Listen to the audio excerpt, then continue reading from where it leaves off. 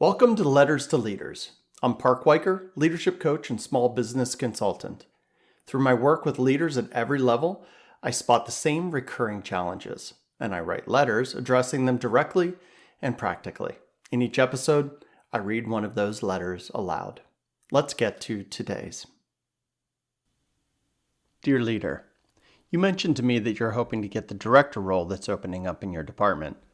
I could see the excitement in your eyes that said, finally, this is my chance. It seems quite attractive.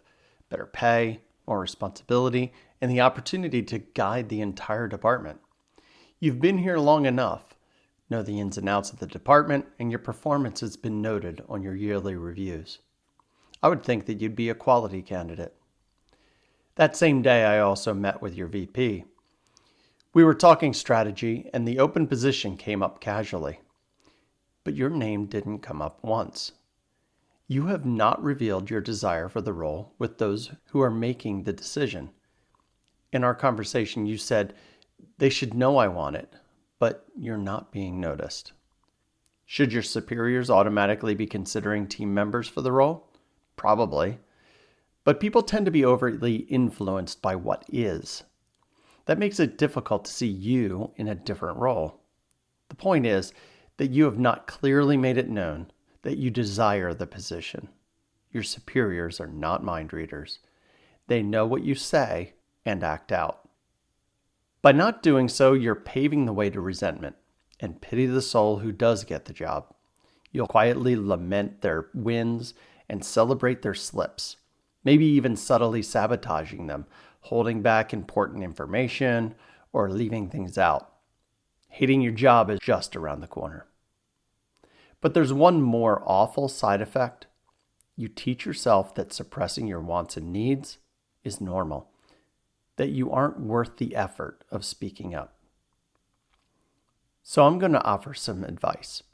First, I would ask, is your aim served by getting this promotion?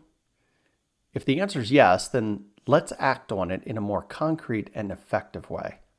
Let's consider the qualities of the person you must become to take this role. For one, this person would courageously make known what they want. But along with that, they would know what the company needs. They would have a plan on how they want to meet those needs. In order to become this person, you are going to need to do some reconnaissance. Communicate your interest in the position, ask upper management to reveal what they're expecting from this person, then look honestly at where you might be lacking and make a plan to close the gap. Become the person who is worthy of the role. Whether or not you're selected, you're on your way to becoming that person who is a director. This is the uncomfortable process that will open up opportunities. If this opportunity passes, you will still be the person who's ready to fill that role in another place. That bold, unflinching, and resolute person who serves the company and their own aim in a careful balance. No apologies. Park Wiker. P.S.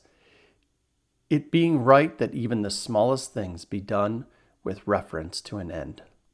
Marcus Aurelius.